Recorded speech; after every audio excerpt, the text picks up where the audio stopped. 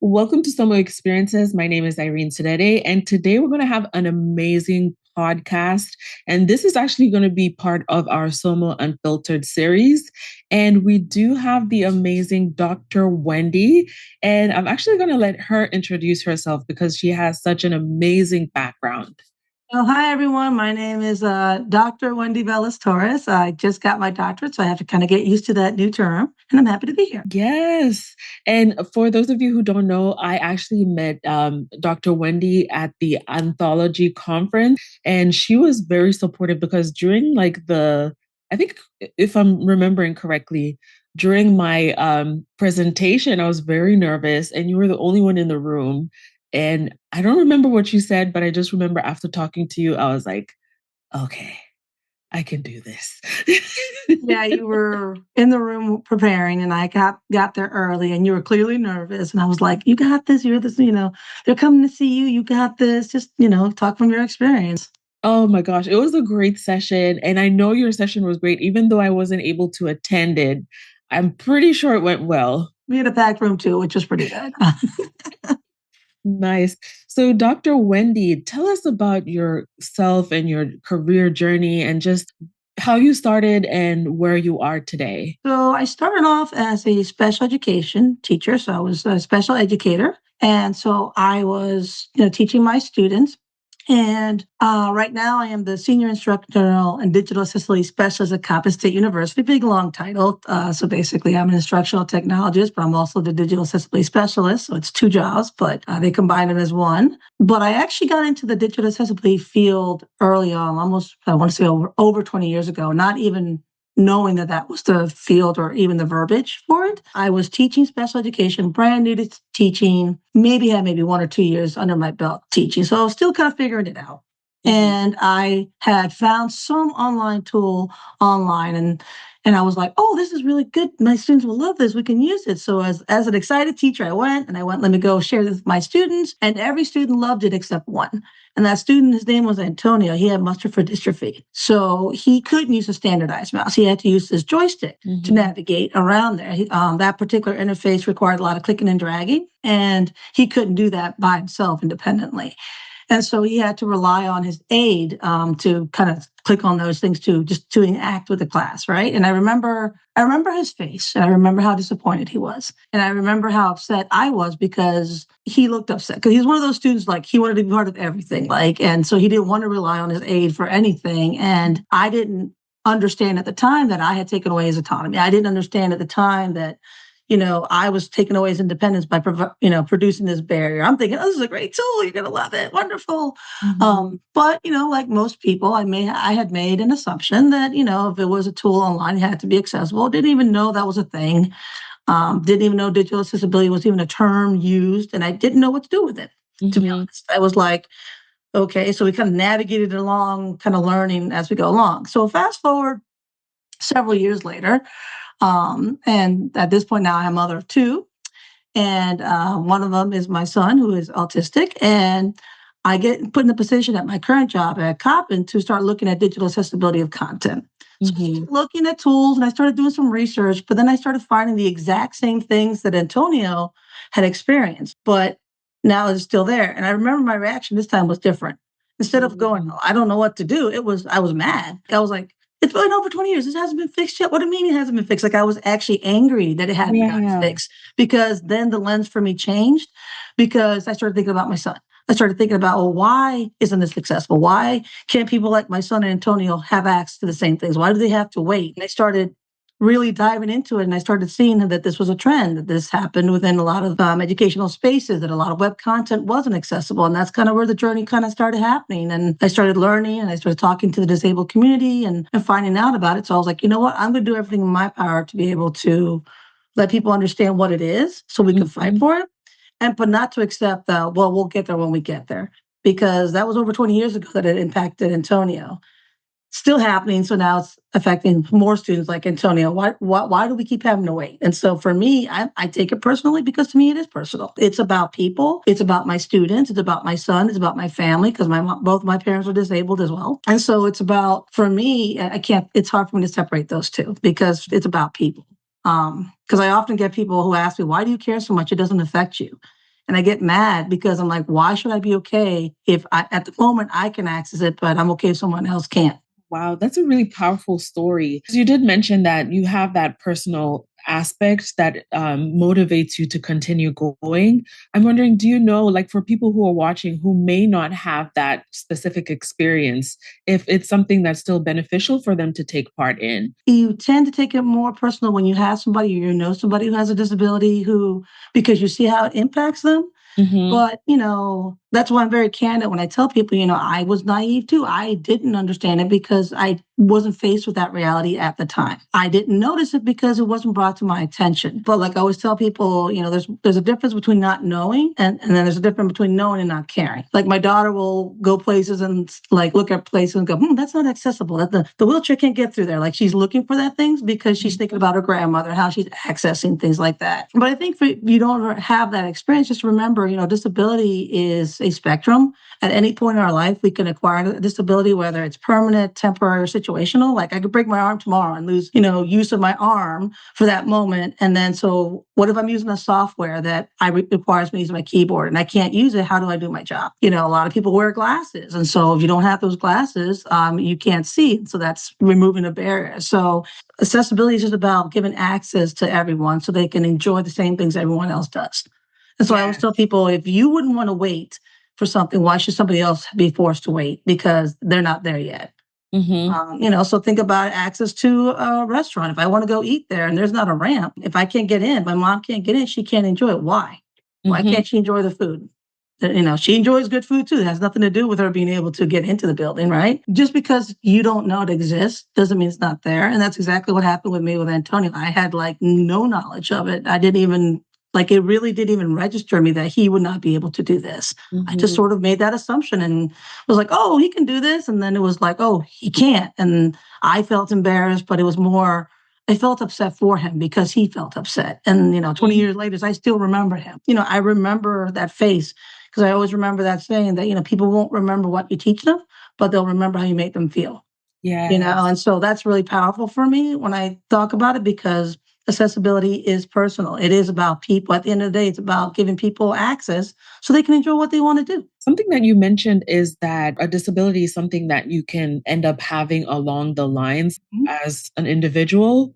How do we break that myth or misconception? Because I feel like a lot of people think that you have to be born with a disability Mhm. in order for it to affect you personally. What suggestions do you have for people who may have that misunderstanding? Sometimes it's cultural. I know I'm Puerto Rican, and so a lot of times in Puerto Rico, disability wasn't talked about, or it was something to be pitied or something like that. And so people wouldn't talk about things because they didn't want to be pitied, or they would make comments like, "Well, I'm not as bad as this person." Like it's okay to point out that other person. Meanwhile, that other person is living their full life to the full extension that they can with what they have available. I think we just got to stop seeing disability as this negative word. It's not a negative way of being. Like my son was born with a disability that doesn't change who he is. It's part of who he is. It's part of his identity, but that's not all he is. He's also a goofy kid who loves to interact with video games and, he's super charming, but he's also a regular teenager who drives me up a wall.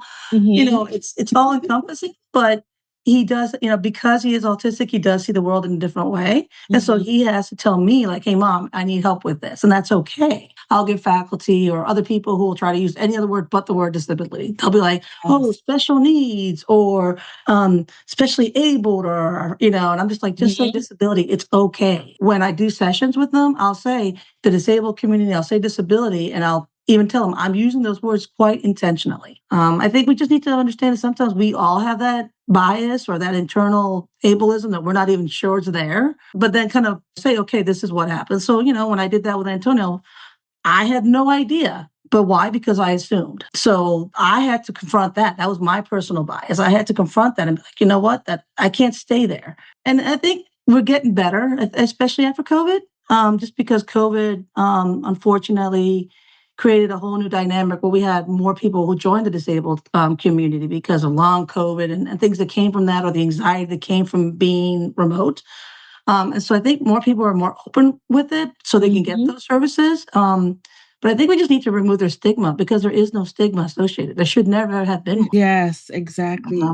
So apart from shifting like our mindsets and the way that we think, how can we now get into a place where we're actually advocating for individuals with disabilities? You need to first always listen to the lived experience of the people who have disabilities. They are the experts. They're the experts on what they're experiencing. They're the experts on the technology that works and doesn't work. And then listen. So particularly in online spaces, sometimes they'll say, "Oh, it's accessible," and then somebody with a disability will point something out.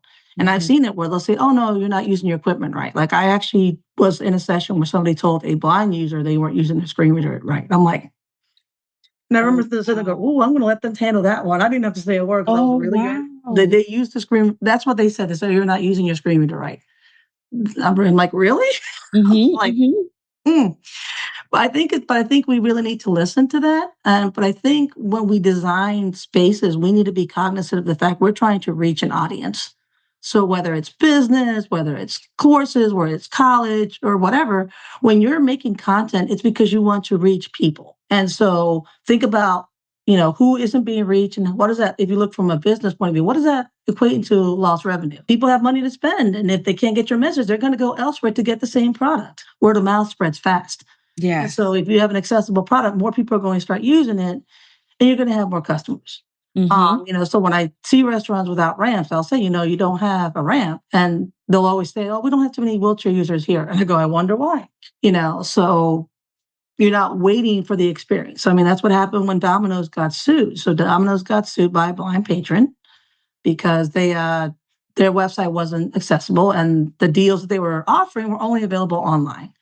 And originally, that patron actually didn't want to sue them, but they didn't treat him very well. So he sued them Mm-hmm. for denial of service, and he won. But Domino's didn't like that. They thought that websites are not physical locations. So Mm-hmm. ADA should only apply to physical locations. So they fought it, and it went to the Supreme Court, and they lost. Supreme Court said, "Nope, you have to make it accessible." And then they fought it again. Like, how much Mm-hmm. revenue did Domino's lose Yes. fighting this For when they that. could have just made it accessible, gotten a customer, and gotten more customers for that? Yes, and I'm glad you actually mentioned this because I did want to get into the DOJ. Can you talk a little bit about that and just explain to the audience members? Because there are a few who might be new and are not familiar with accessibility at all. Just let them know about the ADA, WCAG, and possibly what those DOJ requirements are. The Americans with Disabilities Act is the biggest civil rights act here in the United States with pertaining to disabled individuals. The Rehabilitation Act was 1973 was the precursor to that. But basically, those laws came from being very, very hard fought from the civil rights disability movement in the 1970s. People fought for this to be able to have access, and at that time, it was about physical locations. As they have made updates to it, as early as 1996, they started to include things about digital content, like how would people get media? And at first it was for people who were deaf. How would they get that information? Mm-hmm. So the law has for years been added and been tweaked to address digital media. The problem with it is the verbiage was sort of suggestive. It didn't say mandatory. Um, it did say it's supposed to be accessible, but people kind of read it like, "Oh, I can address that when somebody brings up a complaint." And so because of that, there were a number of lawsuits. And so they Mm-hmm. kept having all these lawsuits where people were suing companies for inaccessible content. And so the DOJ was like, "Okay, you know what? Since you guys think it's suggestive, we're going to take that out and say it's mandatory." And they basically said in April 24th, 2024, they made a change to Title II. And they basically stated that by April 24th, 2026, which is coming up, all public entities, so anything that as a public entity has to have their digital content has to be accessible. So they use what we call WCAG, which are the Web Content Accessibility Guidelines. Mm-hmm. Those are internationally known, recognized guidelines that talk about how content should be accessible for people. And they have different levels. They have 3 levels: level 1, level 2, and level 3. They want us to be at level 2.1. And the reason they want us to be there is because so many websites were failing that. Like, so some people think about 2.1 compliant, that means it's completely accessible. It's not. There's so much more that we can do, but you have to start somewhere. So I usually talk to my faculty. I usually use a graphic. I'll say, "Okay, think about physical location." So if you think level 1, that's just one ramp to the building. That's Mm-hmm. it. Level 2 would be I have the ramp, but maybe I have a sensory alarm that flashes so someone's deaf so they can get out the building. And maybe there's a push door to push the door so I don't have to hold it. So I'm doing a little bit more than level 1. And then level 3, which is required by most government, like the government agencies require the highest accessibility standards. Okay, I Mm-hmm. have everything from level 1 and 2. I have my ramp, my sensory alarm, I've got the push button, but maybe I have braille that tells me where the buildings are. I have elevators that go up and down. I have a universal design space so wheelchair users can get around, but also somebody who might have a disability where they can't reach or have limited dexterity, they can also navigate it. So I always tell people, so that basic level, that's the floor, that's not the ceiling. You can always do more, but because so many of these websites are not even there, they're not even doing the bare minimum, that's what the Mm-hmm. law wants us to do. They want us to at least show that we're at least at the bare minimum. And then moving forward after April, you're still going to require it. Like you're still going to be moving forward and trying to make this stuff accessible. Basically, the way they wrote that, they basically stated that if something is not accessible, is the equivalent of denying a wheelchair user access to a physical location. So should people only do this because they're afraid to get sued or because they're afraid to deny services, or is there a bigger picture overall? I think it's all three. I think if we're being honest, I think people instinctively hear that legal and they don't want to be sued. Mm-hmm. I think that's a terrible motivation to try to do what's right, because that shouldn't be the motivation. But unfortunately, that just sometimes is. Some people are like, I just don't want to be sued. I want to be compliant. But if you take that mindset, okay, fine. If you're compliant, then you are still reaching people and you're still getting customers. So this is a benefit for everyone because if you're not compliant, yes, you may have a lawsuit, which takes more time, effort, resources, and everything that goes with it. But you're also not gaining those customers. It's about reach because like I said, maybe at this moment it doesn't affect you, but at some Mm-hmm. point in your life, it might affect you or someone you care about. And are you okay with them waiting? Are Mm-hmm. you okay with them waiting for that service if you're the one who needs it? So EdTech vendors have to be accountable for this as well, so that they have, if they're smart, they're going to start looking at their products because they want to keep their customers. Yes. Because that's what we're doing at our university. We're actually having a letter to our vendors, and we're actually saying this is what we expect. If your product is not accessible, when will it be and what is your timeline? And we're going to hold them to that because if not, we can say we don't need to renew your contract because that becomes a liability for the university then.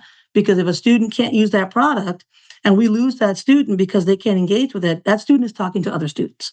Or if Mm-hmm. it's a faculty member who can't get what they need or they can't get tenure because they can't access the software, we're losing that faculty member. People talk and that damages our reputation. Yes. And talk a little bit more about how to actually hold these vendors accountable. So I know for our university, we have a process that now any new software coming into our ecosystem, before it's even allowed within our system, it has to go through a process. So it goes to our project manager, and then it goes to our security manager who looks at all the security parts of the content, and then I actually look at the actual product and I actually test against their VPAT. So a VPAT is a voluntary product accessibility template, which is a document that most businesses have to provide to show how accessible their product is. Name though, voluntary. So most companies usually never paint themselves negatively in those.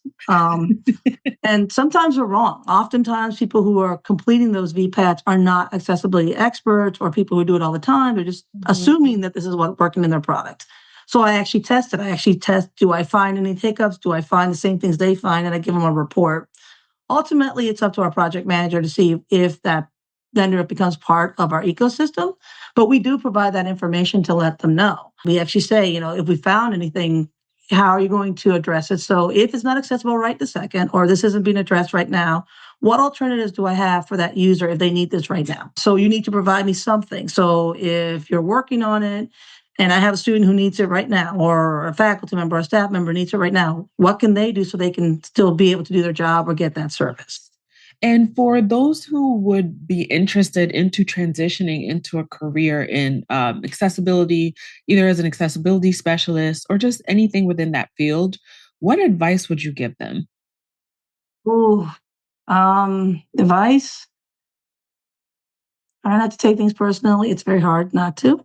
Mm-hmm. Um, Try to look at it from the perspective that they're seeing. So that sometimes people are coming into it because they don't understand it, or there's resistance because they don't know. It's not necessarily because they don't care or they don't want to change. Mm-hmm. Um, some people do, but that's going to be universal for whatever it is. It is not just going to be limited to accessibility, but kind of just try to meet the people where they are, but don't let them stay there. Take time to yourself to when it does get overwhelming, because sometimes being in the accessibility space can be lonely. It can be Yes. very lonely work because sometimes you feel like you're, trying to get people just to care about people. And sometimes if you're in that, if you care about it, it can be frustrating. Mm-hmm. It can feel lonely because you're feeling like no one else understands it.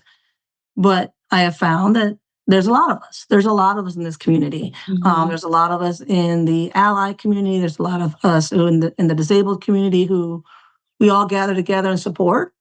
So find your support system. Yes.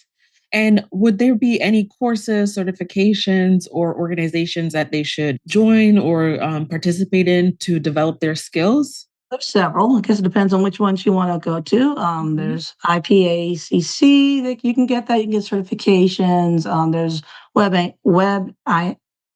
M, sorry, I am there. I can speak. I can spell. They also have courses that can do it. There's several companies. CAST, which is for the Universal Design for Learning. Mhm. It's the Center for Applied Specialized Technology. I think that's what it stands for. But they all have services. I would just say start small. If you're brand new to it, just do some research on it and see what's available. The good thing is there's a lot of tools out there that help you do this and help make things accessible, but also just talk to people. Like if you know someone who's disabled, ask them. Because all of us used like technology like Siri or Alexa. That was originally designed to help people who had disabilities, but all of us use it now because it's convenient. So a lot of what we call innovation started off because somebody needed that. And now and that's just mainstream. But also, be honest and transparent. Like if you're new, be aware you're going to make mistakes. You might Yeah. use the wrong terms and be okay when someone corrects you. Yes. And then based on your experience with being in the accessibility world, would you say it's something that's very strict, stringent, or is there an opportunity to be creative and have fun? How would you describe it? The thing with the accessibility, a lot of the, like I said, WCAG, those web content accessibility guidelines, they are literally the floor, the 2.1. Those are very the bare minimum. It's really not that difficult to do if you're in that space and you're creating these. And you can be creative and do things with it. Everyone always thinks you can't be. You can't have color or it can't be fun. Sure, it can. Mm-hmm. You just have to make sure that it reaches someone.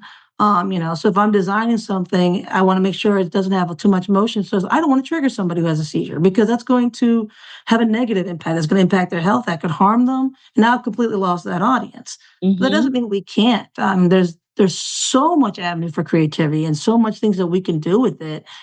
And when you make it accessible, everyone benefits, but that shouldn't be the reason that we do it. Like it should be, we want to reach everyone.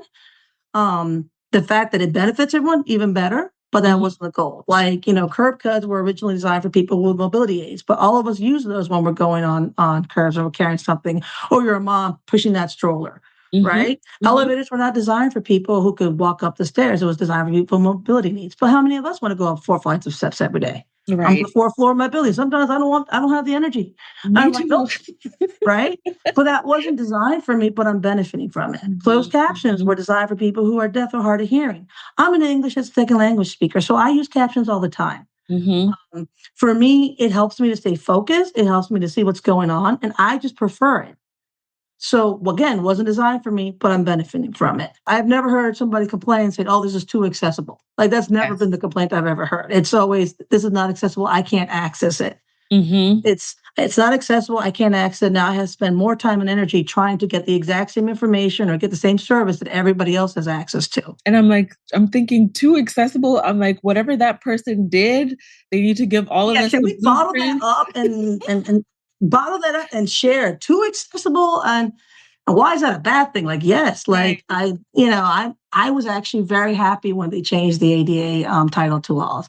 I know Mhm. it caused a lot of anxiety for our faculty. Um, And I think some of it was because of fear of they didn't know what it entailed. And then when Mhm. I showed them, well, this is what they want you to do. And I showed them how easy it was to make some of their documents accessible.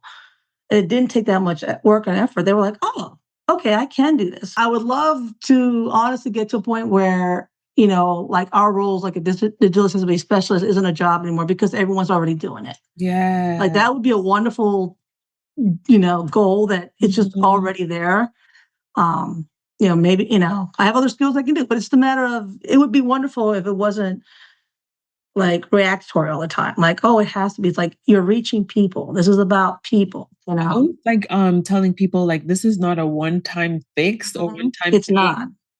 It's a continuous It's process. a cultural shift. It's a complete cultural shift. It's designing with this accessibility in mind from the get-go, as opposed to trying to retrofit it at the end. But there's no such thing as like everybody wants that magical number, like, oh, okay, I'm 100% compliant. I'm like, no, you're not.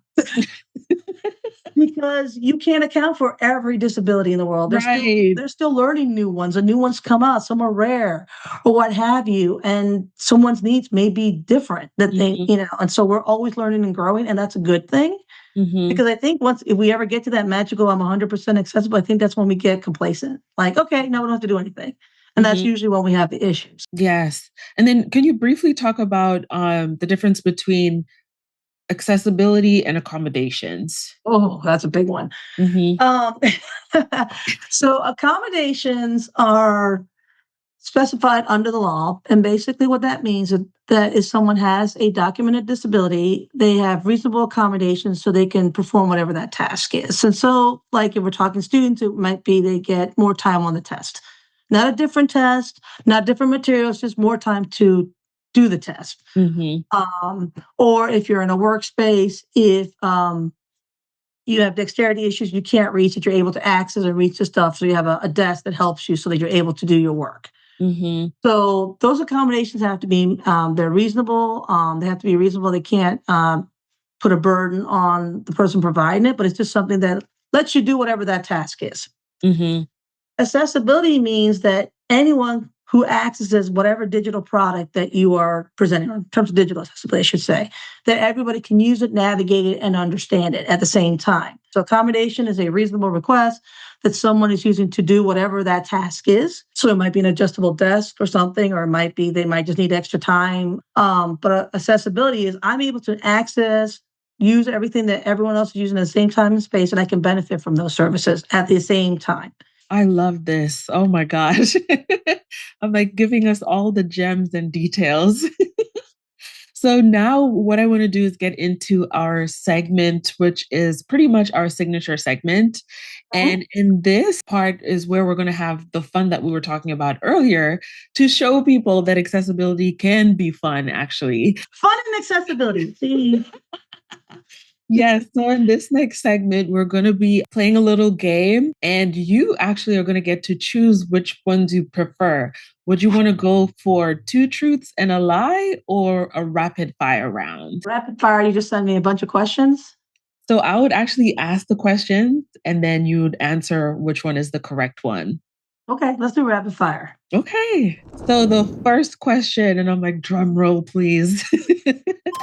What do the four principles of web content accessibility guidelines stand for? Is it A, visible, clickable, readable, compatible? B, perceivable, operable, understandable, robust? Or C, accessible, usable, inclusive, and clear? B. B, yes, that is the right answer. But yes, it is B. So that would be perceivable, operable, understandable, and robust. That's what we call poor, and that is in the language of the law. But basically, they're saying that these are the principles when someone is engaged with something that's digital content that they have to do. That. It has to be perceivable. Can they perceive what you're trying to get there? Can they get to it? Is it operable? Can you navigate it? So, can I use my mouse? Can I use my keyboard? Am I able to get to the different places multiple ways? Understandable? Do they understand what you're saying? So, does it have a lot of jargon in there? So, there's a reason newspapers, do we still use those? There's a reason people, newspapers have to be written on a certain level so that everybody can understand what you're saying. And robust means that it will work on multiple platforms. So if I have an older computer, it will still work on that older computer. And when I get a new one. So if I get my iPhone or my iWatch, I can still get the information in that way. And then the next question is, what is the main goal of universal design? Is it to create unique versions of products for people with disabilities? Or B, to design products and environments usable by as many people as possible without adoption? Or C, to focus only on accessibility compliance laws? It's definitely not that. It's B. Yes, and you got that one right too. And can you touch a little bit on universal design for those who are watching? So universal design originally came out when people were constructing buildings. So it was this idea of the building needs to be usable by all people who are in that space. And then from that came what we call universal design for learning. So that applies to learning environments and digital content. So the idea is that you are going to basically account for the fact that user variability is the expectation. It's not the exception. You're going to have people with different needs within your space so that you create those spaces intentionally to reach everyone. I'm going to account for the fact that, I may have people who want to use captions. They may or may not be deaf or hard of hearing. I'm going to include them anyway if I have a video. Yes. And Dr. Torres, I'm like, the next question, I feel like you kind of saw the future a little bit because you mentioned captions, and I'm like, that is part of the next question. But this is the last round. And the question is, which user benefits most directly from captions on videos? Is it A, users who are deaf or hard of hearing? B, users who prefer to watch videos with the sound off? Or C, everyone and anyone can benefit from using captions? Be everyone and anyone. So it could be if I'm deaf or hard of hearing, it absolutely is essential that I have captions so I understand what's going on. However, you could be, again, an English as a second language student who is trying to learn the language. You could be somebody who just likes to be watching TV when everyone is sleeping and you have to have the captions on. And so anyone can benefit from it, especially maybe you're doing a presentation and you're all the way in the back of the room and you're trying to see what they're saying. The captions are there. You're actually able to see it. Now, in Mm-hmm. that aspect, then the captions also have to be accurate because when they're not, it does change the meaning of things. And Yes. so when I worked with my little ones, they anytime I had the captions and the captions were wrong, that's what they would focus on. And if it was a funny thing, they were cracking up and laughing about that. And so I would be like, okay, well, at least you're paying attention. Focus back up. Yes. Well, Dr. Wendy, congratulations. You got 3 out of 3 correct. Yes. I got those wrong. I consider my profession here. But I mean, it's a learning curve, right? We're all learning, It so we're is a doing learning fine. curve.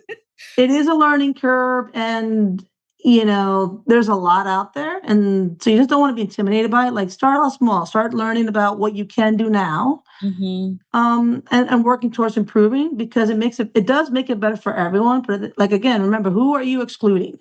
I remember this one quote from a conference I went to, like 2017, Mm-hmm. and the presenter was trying to talk about why accessibility matters. And the quote he used was, when you're designing content, who are you okay with excluding? And Mm. everybody in the room went like, oh, this is awkward and uncomfortable. But Yeah. he made his point. He was basically saying, if your answer is, I'm not okay with excluding anyone, that's why it matters. I mean, it hit home. Like if Mm-hmm. you asked me what else the presentation was about, I'm not sure, but I remember the quote.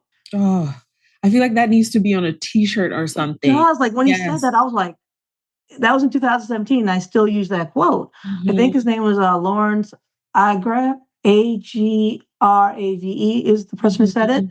to give proper attribution. But it makes sense because I mean, when he said it, I mean, everyone in the room just went, "Ooh." Wow, that's amazing. And Dr. Torres, this whole conversation has been so amazing. It was nice talking to you. But before we close, I just wanted to get some idea of what is next on your journey. What are your goals? And then where can people find you? Okay, so next on my journey, gonna keep going with the digital accessibility. My entire dissertation was about that, so I kind of want to some follow through with that, work with our faculty, and see how that's impacting our students. I'm going to be continuing to present at conferences. I'm on Blue Sky. I'm also on LinkedIn. So if you look me up, I'm in there as well. But you can always reach me. I guess you can send out my email if you want, but reach out because we're always learning from each other. I'm always happy to present. I presented a lot of conferences, a lot of universities, Mm. schools, because at the end of the day, we're all trying to do the same thing, is trying to help our students, or if it's helping our staff or our faculty, we're just trying to make our communities better by doing this. And so we all learn from each other. Awesome. Thank you so much for joining. Thank you all for tuning in to this episode. Again, my name is Irene Sedede. If you have any questions, comments, or you just want to interact, leave those down below in the comments section so we can keep in touch. And also make sure you get connected within the accessibility community, because all the gems that Dr. Wendy gave today is something that would be beneficial for you long term when you're thinking about accessibility in your career or just as an individual who's curious about it. Thank you for watching again, and I'll see you in the next episode.